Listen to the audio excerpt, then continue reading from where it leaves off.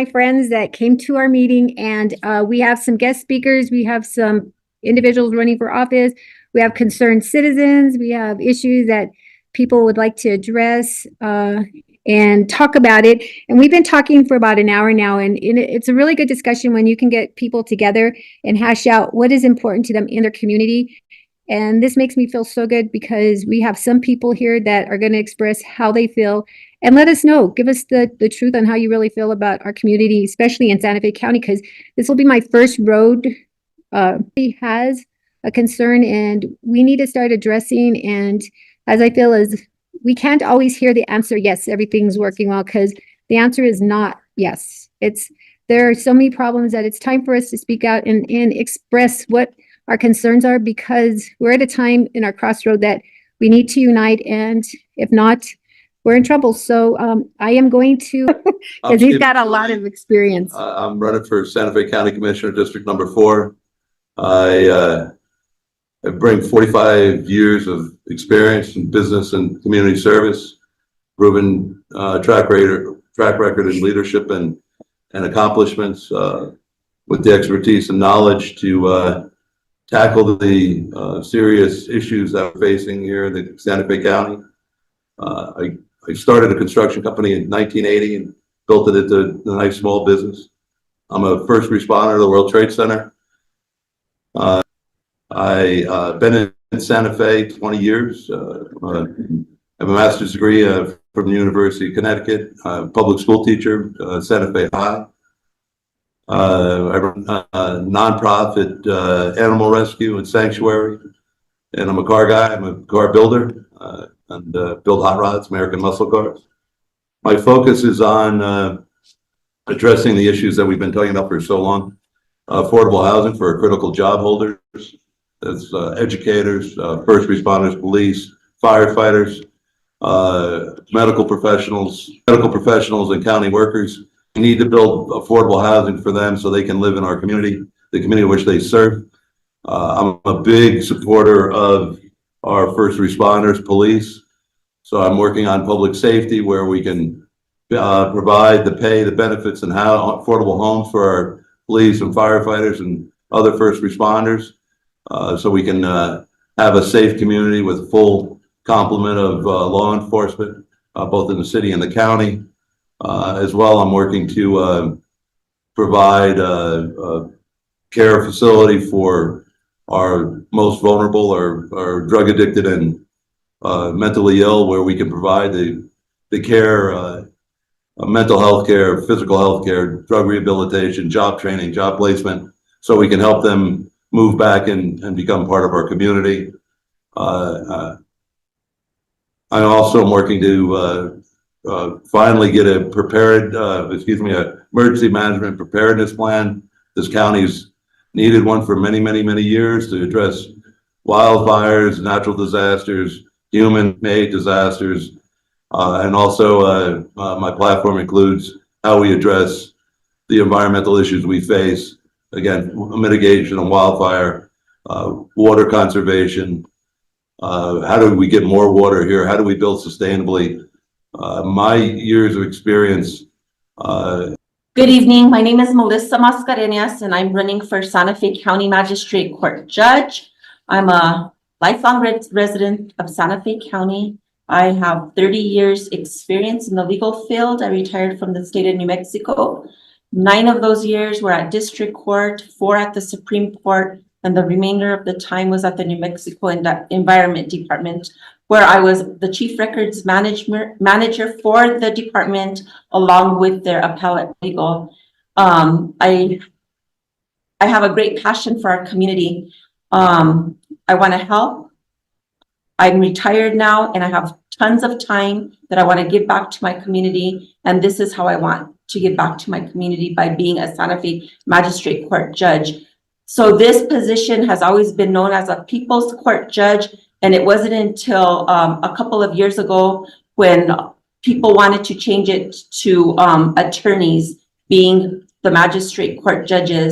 And I'm here saying that we need to keep it as a people's court judge.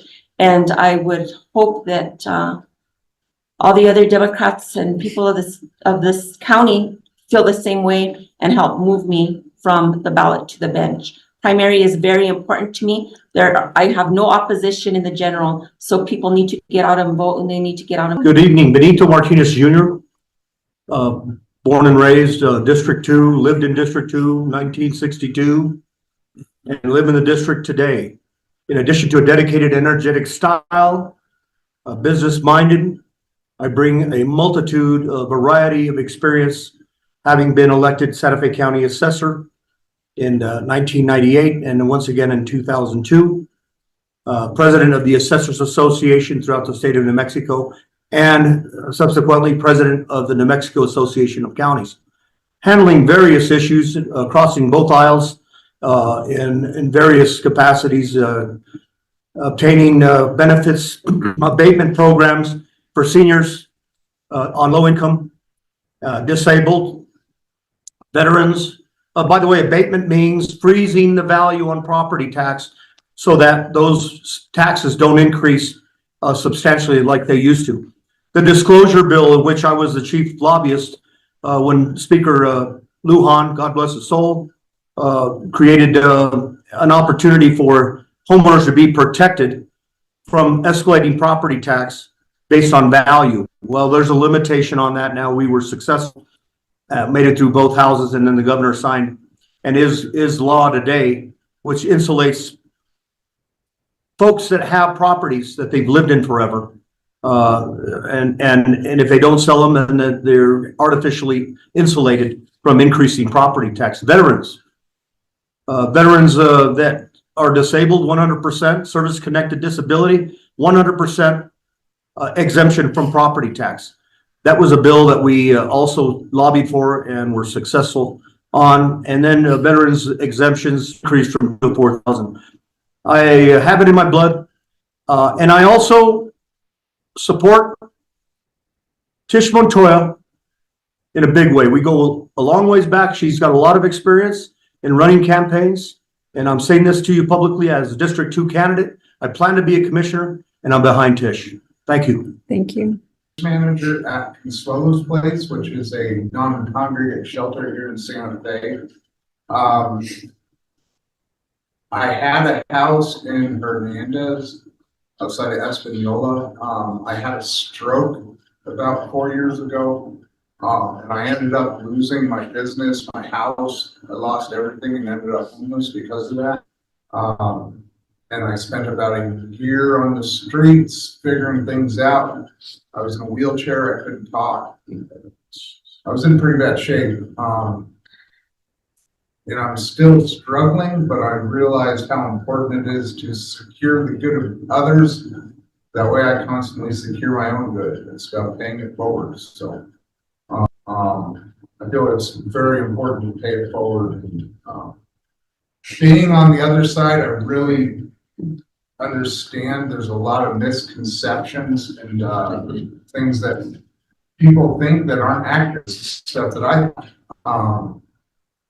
and I realize how important it is for the last workshop to have an advocate that understands that. So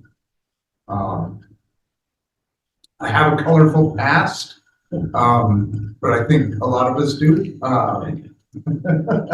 But I realize, like I say, I mean, the way I look at life is very different than it used to be. So,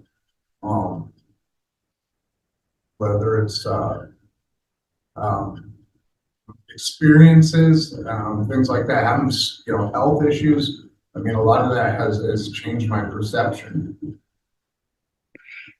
And then I'd like to thank Jeanette. And I want you to say a couple of words. So come on over here, young lady. There you are. What your concerns? Yeah, but what's your concerns that you see that's going on in our world, or everything's linked to our home base, Santa Fe? I'm a valid a long time, and I think I want eyes to be open and give people a second chance. Like he was saying, a lot of us, I've been homeless myself. I've had a hard time getting what I have now. I give a lot, I've helped a lot. I don't get paid back nothing, I do it because that's who I am. And I get paid by God, so as long as I get paid by him, I'm okay. And I guess I don't know what people like me have a second chance to get jobs like all you guys. I mean, give them a chance to experience what they've learned from mistakes, I guess, or lessons, should I say, not mistakes, lessons that we all have, but it's what I have. Thank you for telling us. Thank you. Everybody's clapping on the other side. Thank you. I'd like to talk to Daniel. It's my final DWI about 4 years ago. Hoping to get off here in September. But I have done work with Clubhouse at the Life Link. I ran a newsletter there. I've done a lot of hanging out there at the Clubhouse. At the Life Link, got a chance to see a lot of stuff going on in the streets, like especially with people from Pete's, they go over there a lot. So it's kind of like I got to know a lot of what was going on, but it also, you know, there's really a lot of alarming stuff. Like I said earlier, we need, I mean, like you guys said earlier, we need younger people, and I believe we need people younger than me. Which I mean, I'm sure I can be a help in starting with that. Because I believe, you know, our youth is not being guided at all. And you know, so it's only right, like you said, Glenn, to pay it forward. I've done my wrong and I've lived on the wrong side of life. Now I'm alive to be able to tell people don't make that choice. I barely made it out alive. The odds are always against us. And it's just like, you know, the more help to be able to reach back to somebody and help somebody, as well as Glenn said, it does make you feel good. And it's a part of the steps as well in helping others help yourself, you know, and as a community, I believe if we work together, we don't need as much outside assistance. We can run this city and community without those big help from the big guys outside. You know, there is a lot of stuff that's concerned me. Like, you know, the feds have been here. There's so much stuff. Like you were saying, the drugs are still being out here. They know who's doing what, and they're still allowing this to go on. And I'm like, something's got to be done. I agree. You know, there is people that want to help, and I believe we should just, you know, link up, work together. That's true. Margie? There's Margie right there. Probably everybody knows that I'm the mother to Isaiah Romero, which is the Santa Fe County Assessor, has served already a year there. Like I was saying prior today, that when my son was running, he was asking, you know, should I run, should I run? He asked my husband and I, and we told him, yes, you know, you just run. I mean, you're either going to win or lose. And he ran unopposed at the end and he won the position. And we've raised him as well as we could, not only by ourselves, but the God up above. We didn't raise him by ourselves, you know. And he's got a lot to do there. He's the mero, like we say. But as you and I were talking the other day, Tish, is you know, when we back in the 70s, you know, we were all like a big family in Santa Fe, New Mexico. I mean, everybody knew everybody. I mean, to a point we do now still, but we don't see a lot of locals anymore. Everybody's moving out, you know, from Santa Fe. The affordability of homes is crazy. Everything's crazy as far as, you know, market. And we need to have the natives, you know, stay here. You know, and we need to come back to a tight community with all the natives that are from here and more locals to run for office. Because you know what, the locals know Santa Fe, the city of faith. You know, like we always used to say, we live in the city of faith, we live in the city of faith. Okay, what is it all about? You know, and it was very important to our grandparents, great grandparents, all our families to keep everything as a family, respect everybody equally, you know, and mannerism was really big, and now they use it, it's getting away. It's getting the mannerism, the respect, everything, but we still have to continue to teach that to our grandchildren And we have to pray every day that God puts people where he wants them to be. You know, to keep this city of faith, to keep it here, to keep it alive, to keep it fun, you know, to not forget our heritage, you know, to remember who started the faith, you know, way back in the days, before we were ever born. But that's what we have to stick together. We have to support each other. We have to be honest about everything. Yes, And, you know, honesty does pay, it does. you know, and that's what I got to say is Benito, was my son's, bosses, you know, when he was assessor, he trained him. And, he's been there over 20-some years, and I'm thankful to God that he is a leader now. And, Mike and I are really, really happy about that. We pray for him every day, that he does the right thing there, and then he, you know, he, runs an office with dignity, respect, you know, and respect for each other, and acknowledge everybody, and you know, we also believe that we don't treat people like furniture, because everybody has a soul. Amen. Yes. Daniel. So you're saying that now people on probation can vote? Yes, so the law did change last year. So anybody can register to vote. And even if you're a felon, you can vote. The only people that cannot vote nowadays is if you are incarcerated, meaning you are in a jail or in a prison.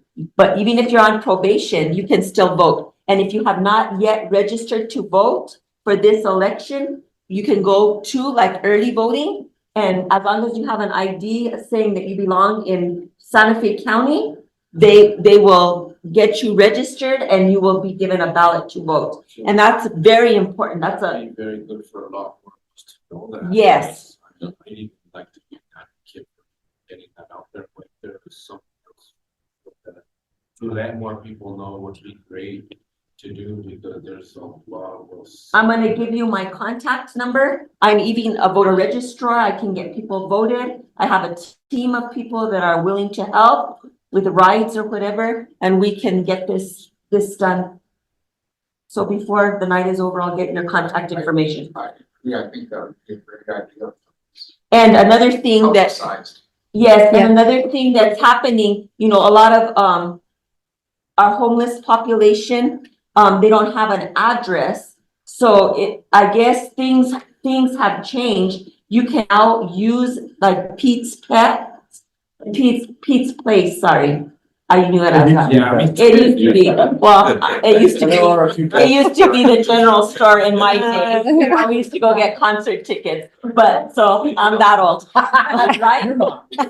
So they have an address there that you can use and get mail, and I guess they distribute mail there. So that's the address portion of this whole thing. Okay, So Glenn, why don't you give her your information too, because you work at the shelter and we can get some of the homeless people registered, because that's their, Absolutely. yeah. Absolutely. Okay. At Sweller's Place, they can use that address. so that's Okay. my old college place. I have a degree from the College of Santa Fe. Also with the perspective, so Yeah.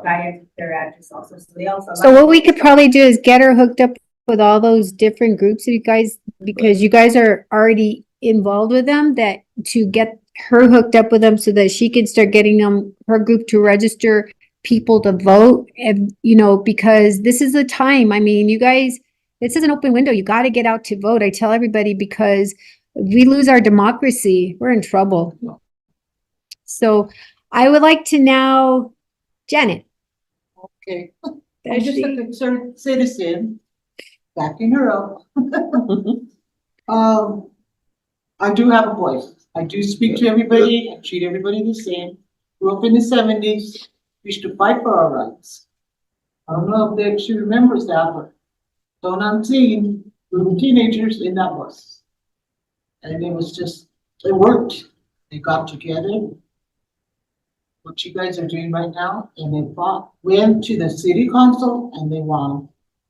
Because they were running out the people from other states. It was terrible. They were trying to run us out. It broke my heart as a teenager, and I'm like, wait a minute, we all love each other. So that's how I've always been involved in listening and everyone, everybody and every color. But I did ask around city workers, and I asked them what they would ask. First of all, the homeless. It's getting really insane, Saturday. I don't know what the answer is, but they're worried about them getting rehab. They need rehab. They need to be out. And they know that. 'Cause it's an ending battle with drugs, and my neighborhood has gone downhill, totally gone downhill. It's on the west side, I have them around 3 parks, and I keep Jackson walking around those parks. I never see any police, ever. I go on Facebook and then women are putting up, watch this vehicle, watch, and that's so awful. Cause I see them in my neighborhood, those vehicles are in my neighborhood. So now I'm aware of it. The other question was, people were concerned about was cannabis. They're making a fortune. They should be giving a stimulus. What happened to the stimulus, helping the people eating that they're making a fortune of money? Where's all this money? That's the biggest concern right now. They could be doing so much to this town. It's a tourist town. Mhm. I wouldn't come to the town if it was Surreal's Road the way it is. I almost kill people all the time. I mean, I'm like, what? It scares me. I don't want to hurt anyone, not even a cat or a dog, much as a human being. Conserving water, the construction, all this construction that's going on, and we're living in dirt. Dirt, the water is so precious, and we're sharing it with, what, Texas? Or we sold it to Texas, what was the case there? There's so many concerns, but it's all these people, and I talk to everyone. They're She does. Ask her, I do. I love everybody, and I talk to them, and I listen, because everybody needs help. Every human being needs help. And we're here to help each other. That's what I learned in the 70s. Hey, Tish, Can I, oh, can I address just the public safety stuff? sure. We've have an unfortunate failure in both local and county government who has turned a blind eye to the people who are the most vulnerable on our streets. One of the reasons why I am running for County Commissioner District Number 4 is that we need to find a way to help these folks and address the issues that they're dealing with. One of my proposals is to build a care facility where we can relocate these less fortunate, vulnerable people to a place where they can have safe housing, drug rehabilitation, mental health care, physical health care, job training, so we can help them come back into the community. And the other side of that, you're talking about not having police. The city and the county seem to have worked in the direct opposite direction. I'm endorsed by the sheriff. I work with, as a first responder, I've worked with a lot of these folks. They seem to go out of the way to not fund our police. As county commissioner, we will find a way to support our most vulnerable and get them the help they need, and work with the groups that we're talking about. And we will absolutely find a way to pay, give the benefits and affordable homes to our first responders so they can keep our communities safe.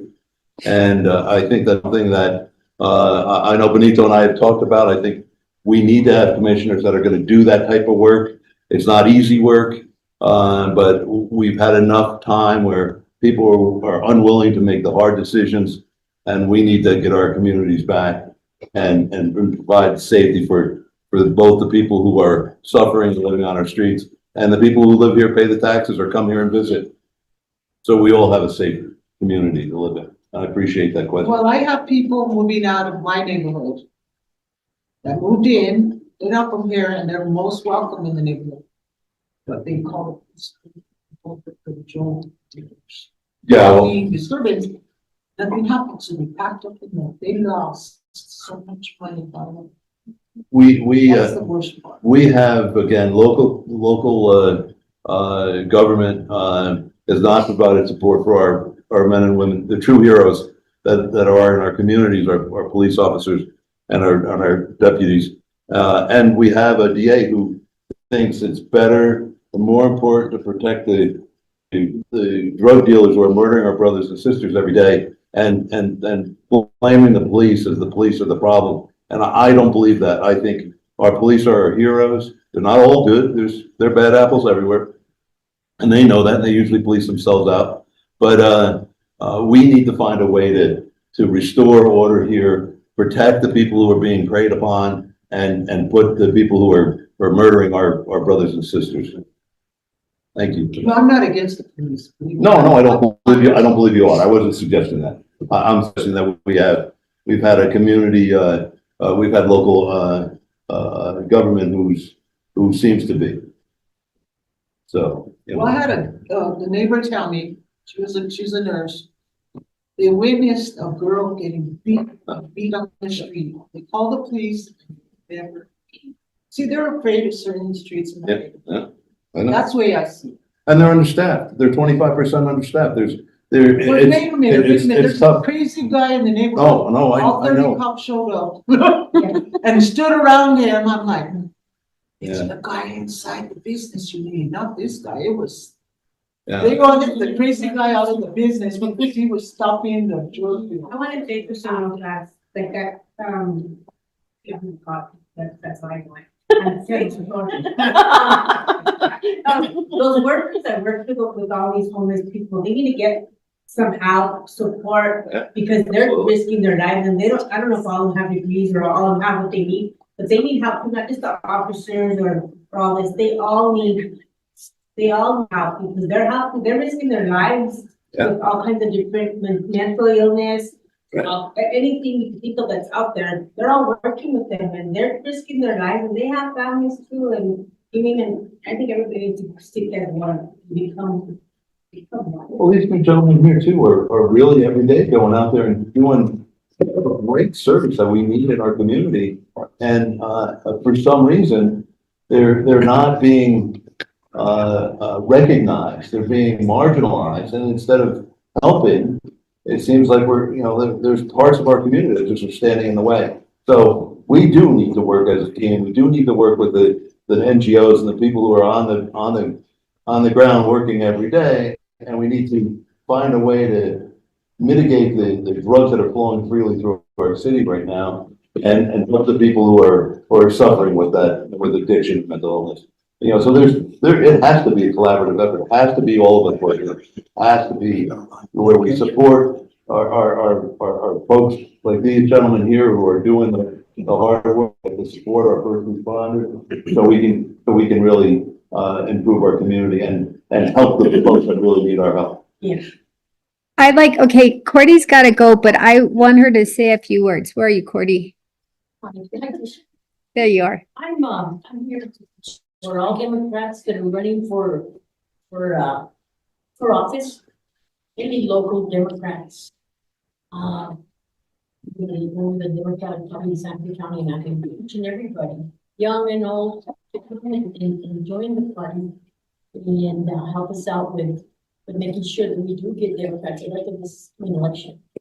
And with the Hispanic caucuses and a lot of northern Santa Fe County and northern people that are joining, and we want to help everybody to get involved, get everybody involved, especially those that are local, and support them.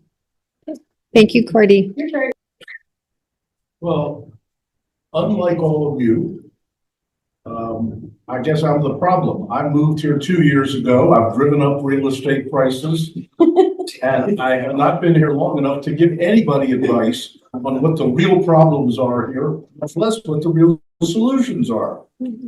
But I will say this, I've been involved in politics for 65 years. I first canvassed for Jack Kennedy in 1960. Gives you some sense of that.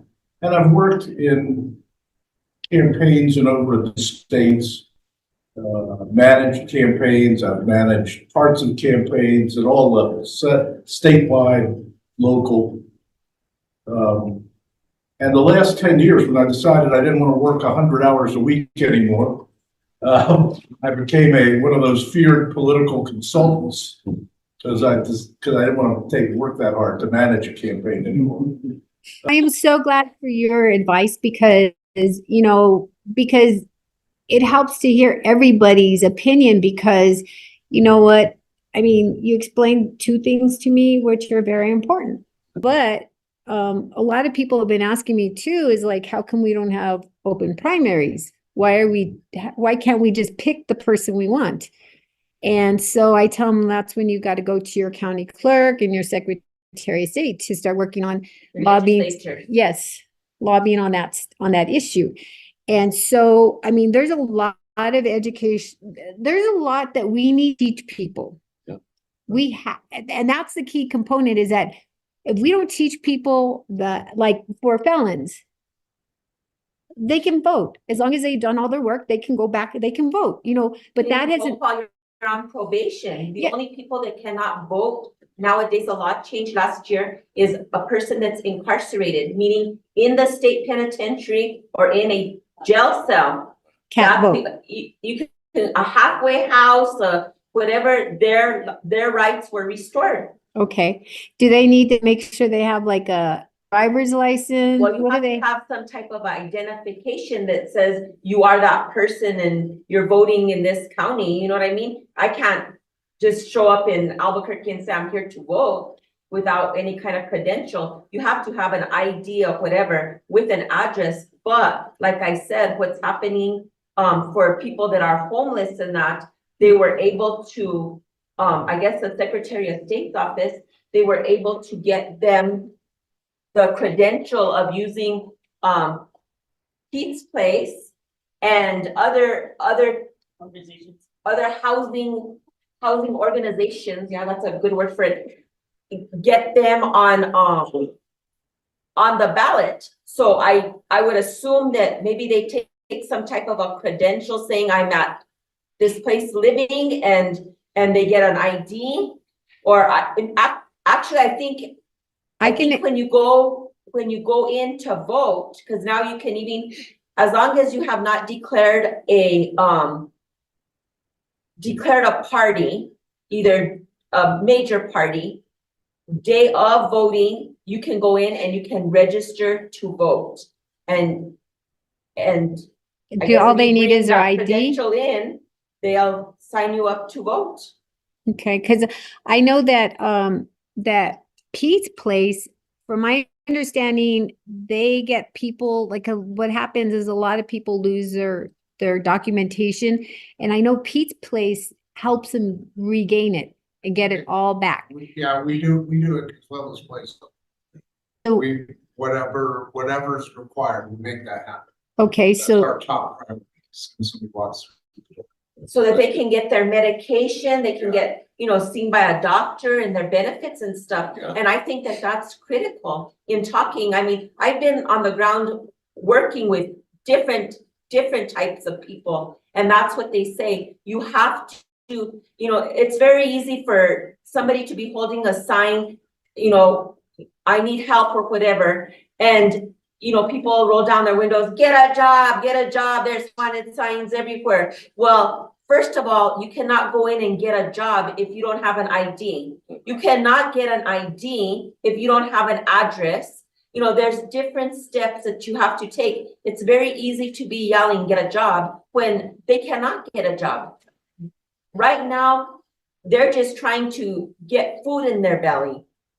You know what I mean? And that's where compassion comes in. Okay, yeah, you have to follow the law and there's rules, and I totally understand that. But especially as a magistrate court judge, you have to have compassion. It's a lower level court. I'm not, doing death penalty cases or anything like that. And you have to have compassion. So a guy comes in because he's shoplifting. I say, yes, it's wrong, and it is against the law to shoplift, right? But why is he shoplifting? Is he shoplifting because it's fun, it's a thrill? Is he shoplifting because he's starving to death and he doesn't know where there's places to go get food? I would think as a magistrate court judge, you can hand him a little card and say, you know, you can get food at the food depot, at Buenvenidos. There's many places that you can get food if that's what you want. Stuff like that. I honestly believe that you need to help people. Yes. There's other countries that they have your whatever drug that you're doing and they get medication and they watch you and then you leave and then you're out and you go work, but you have a routine. They've experimented with that in Portland and New York. So they have experimented, and the advantage of the safe use space, nobody has ever died. There's never been an overdose. Because can I tell you something? What I've heard, because I with what I do for a living, I'm out also within the community, but heard something so this past week. Homies that were laying out for weeks in fields. And nobody picked up these bodies. They just let them to rot. So, you know, I mean, like, There's a lot of cover up. There's a lot of cover up. They every winter they have a memorial for the homeless people who passed away. Last year, 32 homeless people died. Nobody claims them. Nobody claims them. explain to us, like this issue we're talking about now with the homeless, because The care facility is a matter of public safety for all concerned. It's not just cleaning up our streets. It's the folks that are struggling with mental drug addiction, you know, unhoused or homelessness. We can do better as a community, and by investing into a care facility where they receive the care that they need, and we certainly can do, will benefit them and benefit the community as a whole as we bring them back into the community to become productive citizens in our community. And again, you were talking about drug dealers on our streets. The police know who they are, and unfortunately, we have a DA who doesn't want to prosecute them, and we're really struggling with the fact that they go to Pete's, they go to these other places. They know they may not be inside, but they stand right outside and they say, you know, windows open, and we need to stop that. I mean, it's a scourge on our society, and it's yeah. They're not allowing them to panhandle more. They're not allowing them to do a lot of things in this stuff. Well, something has to happen, or we're going to continue. You know, at one point 5 years ago, it was about 150 people. Now it's 2,000. but what happens if you, so how are they going to get their resources? I mean, the panhandling, I know is not a good thing, but I mean, is there a way people can like donate money to a certain fund to where they have because they need certain stuff. They need stuff. They need. But a care facility will provide that. Now you'll have a safe place, dormant, not a gymnasium. You'll have, you know, a commissary, be able to eat. You'll be able to get your physical health care, your mental health care. You'll be getting drug rehabilitation, be getting job training, and their costs of living will be mostly subsidized. So they won't need to be going out and panhandling. They'll be there, and they'll have an opportunity to job train and become and job. Well, even like with Section 8, it's taking how long? Like 8? It's 6 to 8 weeks. Yeah. So I mean, what other options are there? Leadership in government. Yeah, You need people there and lead. Buildings, but nobody can afford the buildings. Yeah, I mean, but the county, we're in a really unique place that we have. There's a lot of money in this community. I like where he's going with the police and the resources, because if we don't do both at the same time, they're gonna cancel each other out like they are canceling each other out right now. because the resources are out here, but the police aren't stopping the drug dealers from more mayhem. They're just letting it happen. The resources have built up and they're getting stronger, but the dealers are just Well, they're panhandling yeah. to get high. They're just going through And- panhandling to get high. And we can't arrest our way out of, mental health and drug addiction. There's, unfortunately, we have folks that end up in the detention center and they're overdosing, and the police aren't trained to do that. We have professionals. These two gentlemen here, these are people who know how to handle that stuff and know how to work. We can't do nothing, and we can't arrest our way out of it. This is an approach, and I was listening to you. I've spent 8-9 months listening to people. That's how I came up with my thing. And actually, I spent all 20 years of me being in Santa Fe listening to people, and that's how I have lived my life. And that's how I came up with this, four pieces of my platform. Now there's other pieces that can be worked in there, but I think these 4 main pieces address the most that we're focusing or experiencing. But it's unfortunate that we've allowed our local government or county government just to close their eyes to the problems we have. I spoke to one of our commissioners and I said to her, what are you going to do about homeless? What are you going to do about drug addiction? What are you going to do about crime? She said, oh, we have a crime problem? I mean, there's something disconnected when our government officials have no clue what's going on. I talked to a lady at a Canyon Road gallery. Yeah. She worked at a gallery. She had no clue there was homeless shelters in Santa Fe. Yeah, no, there's a disconnect. But let me Between- tell you one That's, thing, she's never been. Yeah. on- No, there's a she's never disconnect. been out of that little bubble. That's right. but let those people that are living in tents go Exactly. east side. Move them in. to the east side. Don't complain. All the police will be there. Yeah. The that's right. police will be We'd have there police and then it'll resources. get cleaned out immediately. It will.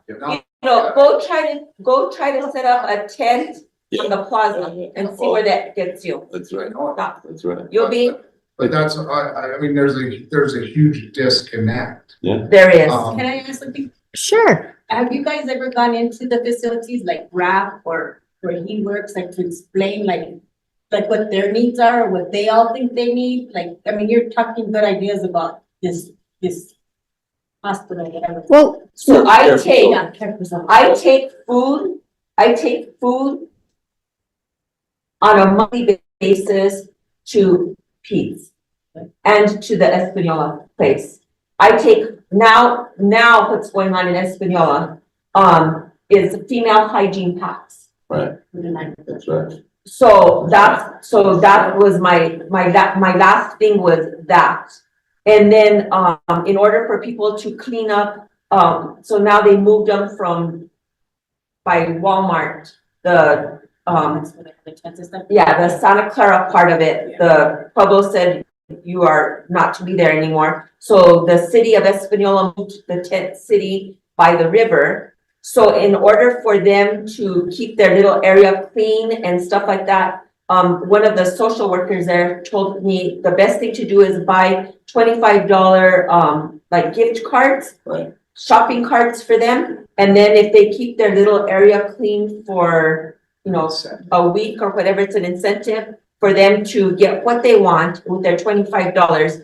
Plus then it curtails the shoplifting thing. So we provided $600 of $5 cards for them to do that. And I guess it's working because she hasn't called me back and said our plan didn't work. Like you said, it's just that little bit of stability that they need, that someone believes in them, they believe in themselves. I mean, one of the biggest things with dealing with that population is to meet them where they're at and have compassion. Sure. Absolutely.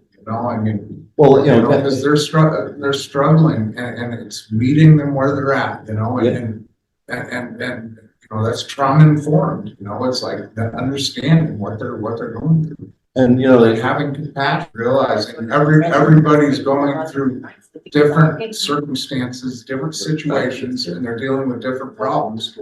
But it's having the passion for that. And I think what's important is that I'm not advocating the police going into Pete's and, physically, I'm saying, excuse me, the city actually has an alternative response unit, which I've worked with, where it's a social worker, it's a mental health person, there is a peace officer there because some people get violent.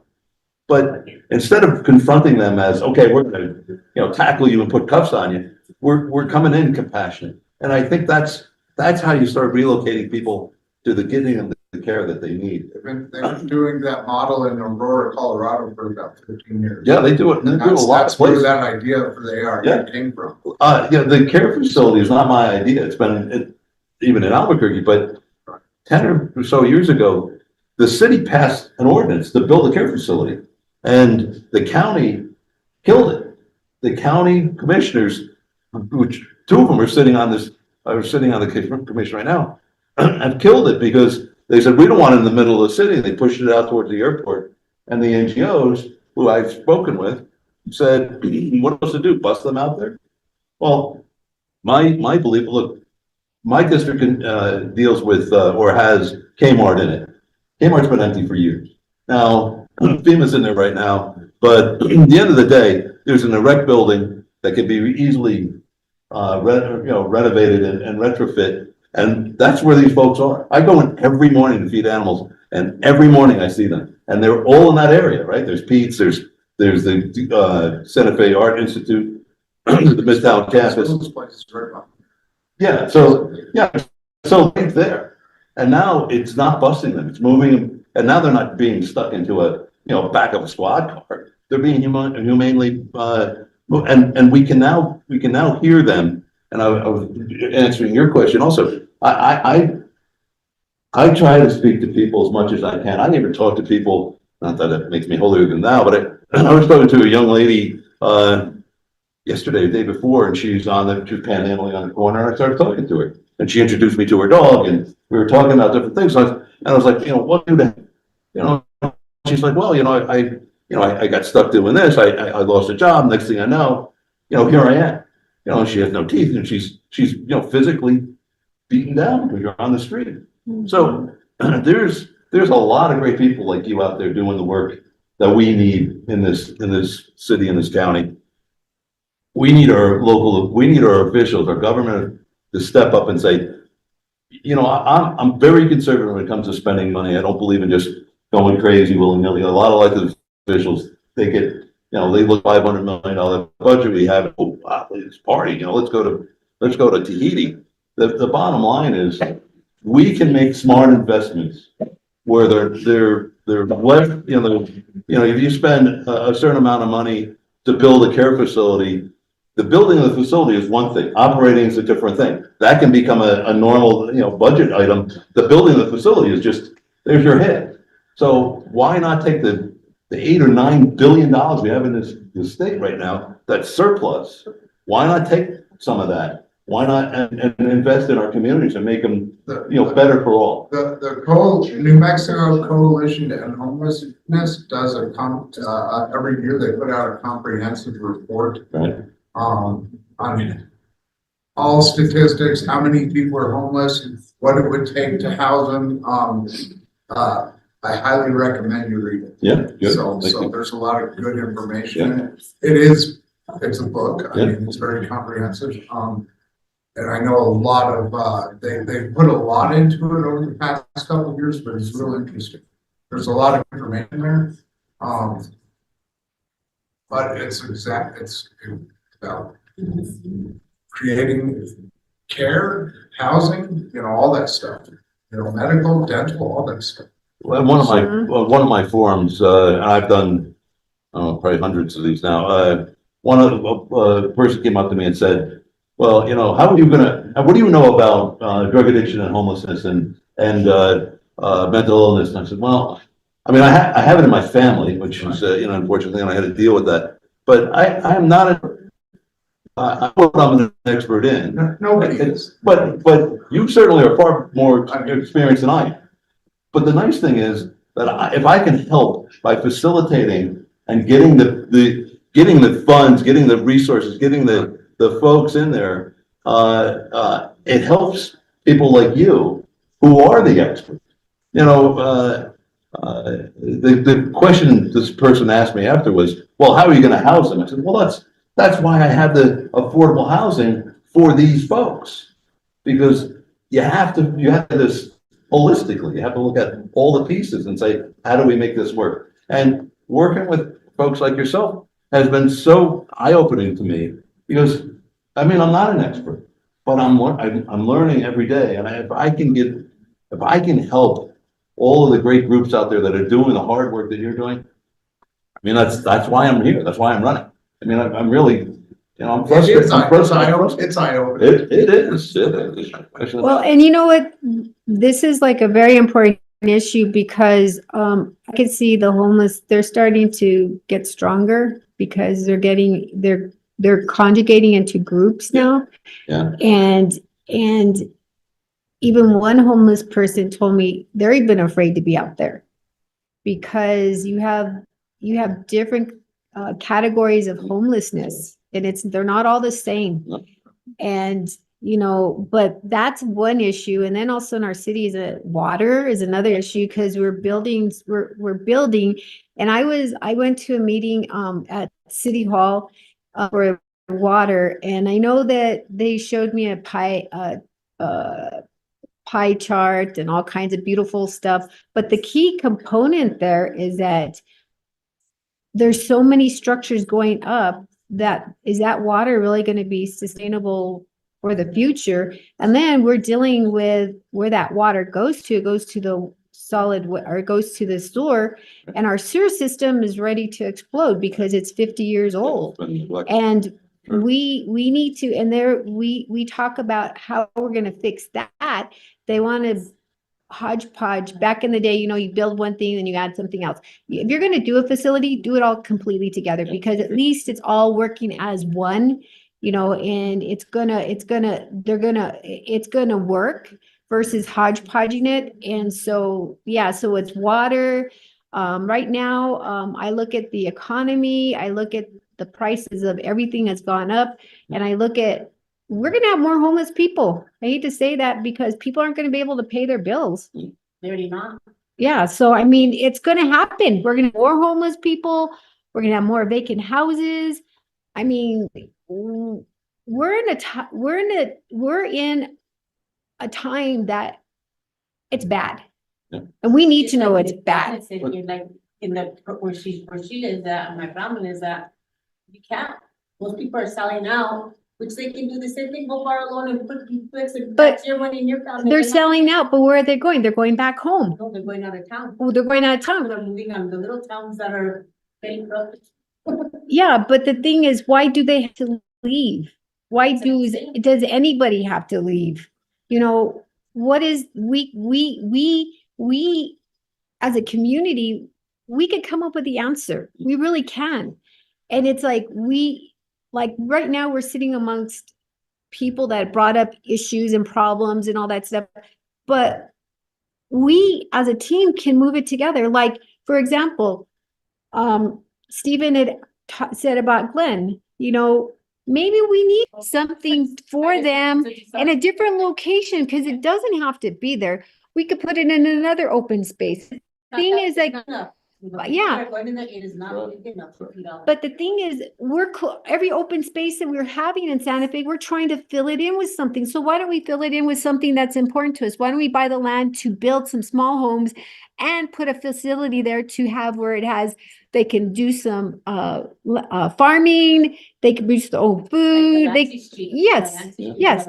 Why can't we do that here? So Consuelo's place, a lot of the clients there were victimized at Pete's place. Yeah. So, Too. you know, Yeah, I've heard that. there's a lot of elderly, a lot of disabled, a lot of LGBTQ. I mean, they were victimized at congregate shelters like St. Elizabeth's and Pete's place. And so we've created a place where that doesn't happen. Safe environment. It's, and we have a lot of mothers with children. So I think, and that's I mean, what we have going on over there is beautiful because, once somebody gets over there, they thrive. And it's a matter of aggressive case management. It's like we start opening them up with resources. That's right. And making sure that, and follow through and making sure we walk them through the steps. And I mean, right, at any given time, we have about 85 clients over there. There's only 3 case managers, me and 2 others. So it's You got a handful. it's a lot of work. But I mean, what we have going over there is, and it's kind of isolated, so not in the beach. It's right on Cerritos, so it's got a lot of issues and a lot of the NIMBY issues, not my backyard. That's right. And I see the difference between Pete's and your location because your guys are very structured and they have a responsibility Well, to even that's the enter thing, in those is we doors. aggressively case managed them. It's like, Mhm. okay, they know how important it is and how hard it was to get a place there. Once they get there, they appreciate it. And as long as they meet with a case manager multiple times a week until they get on their feet and then we start moving it forward. It's not an easy process and there's no 2 clients alike. Everybody, I mean, every person has completely different needs. Like I said, I mean, I've learned so much working in that field. I never knew, I mean, and I know if you didn't work in that field and have interaction with the clients on a daily basis, you never know that happens. I mean, I didn't until I worked in that. Exactly. And that's why I'm glad that we had this open discussion because you know what? We're 2 different people. Yeah, sure. So it's like to understand our thoughts, our feelings, and what we want to do. And it feels like everybody in this room wants to be a part of making positive change, from its homeless to water to affordable housing to the police to everything in general. That if that's important to us here, it's very important to everybody out there.